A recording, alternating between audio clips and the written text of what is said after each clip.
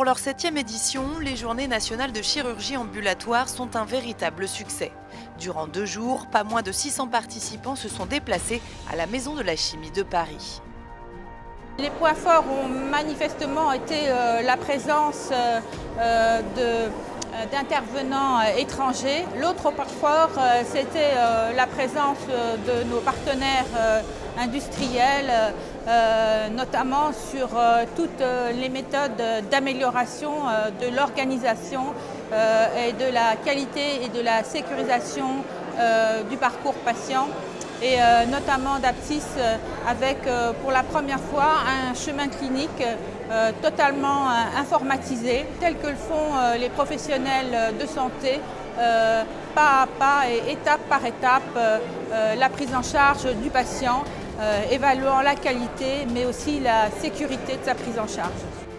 L'enjeu est de taille puisque la loi impose désormais un objectif de 70% des actes en ambulatoire d'ici 2022.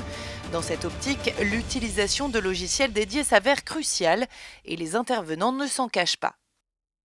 Je pense que ce genre de travail va nous permettre d'améliorer notre prise en charge de nos patients dans les services d'ambulatoire, optimiser ce chemin clinique, améliorer la qualité et la sécurité des patients qui sont prises par ce modèle, qui est le modèle de l'avenir de la chirurgie en France.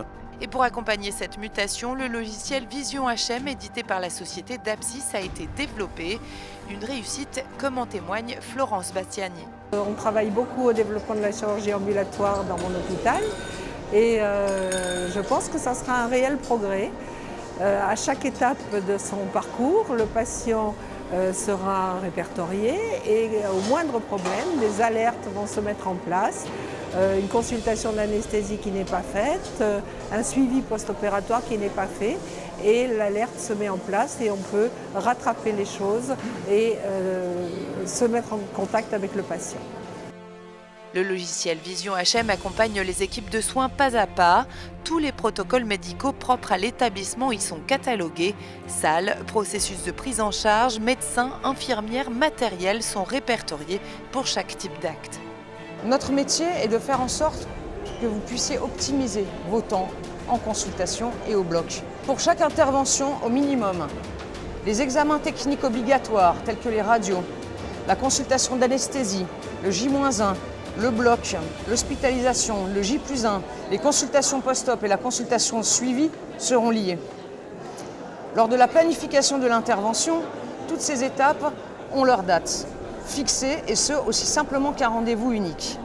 Des fonctionnalités qui peuvent par ailleurs s'adapter à de nouvelles exigences. Dans le cadre des GHT qui sont déjà mis en place et qui vont se développer et connaître de nouveaux parcours pour nos patients, on a a priori une solution qui pourrait être proposée avec un parcours du patient au sein du territoire, c'est-à-dire sur plusieurs établissements, qu'ils soient publics ou privés, avec un lien entre tous ces établissements pour être au bénéfice du patient. Un lien entre les établissements, mais aussi entre l'hôpital et les médecins de ville.